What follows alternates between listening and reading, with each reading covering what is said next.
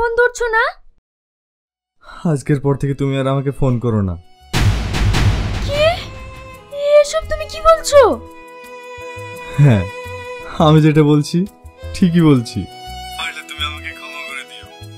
আমি আর তোমার সঙ্গে কোনো সম্পর্ক রাখতে পারবো না। কেন?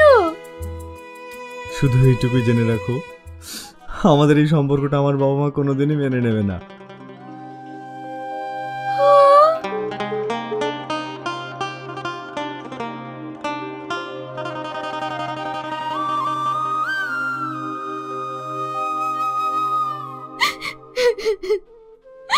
মা,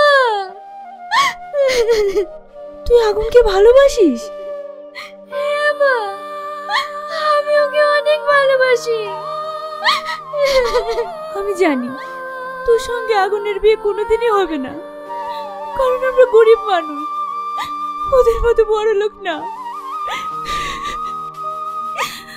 কাঁদিস না, যাকে পাওয়া যাবে না তাকে ভেবে কষ্ট পাস না।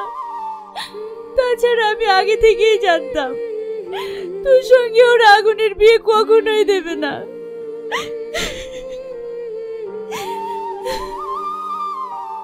এর জন্য তো তোর ভাই তোর জন্য একটা ছেলে দেখেছে, আজকেই ওরা তোকে দেখতে আসছে।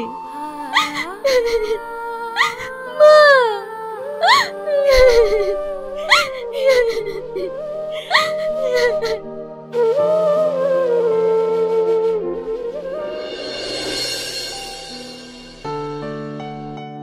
কিরে, এত তাড়াতাড়ি ফোন করে ডাকলি? কি হয়েছে? আর বলিসনি, তুই না বিয়ে ঠিক হয়ে গেছে। কি? হঠাৎ করে ওর বিয়ে কোথায় ঠিক হলো? কালকে ছেলের তরফ থেকে তুই নাকে দেখতে এসেছিল। তুই নাকে দেখে ওদের ভীষণ পছন্দ, তাই হঠাৎ করে ডেটটা হয়ে গেল।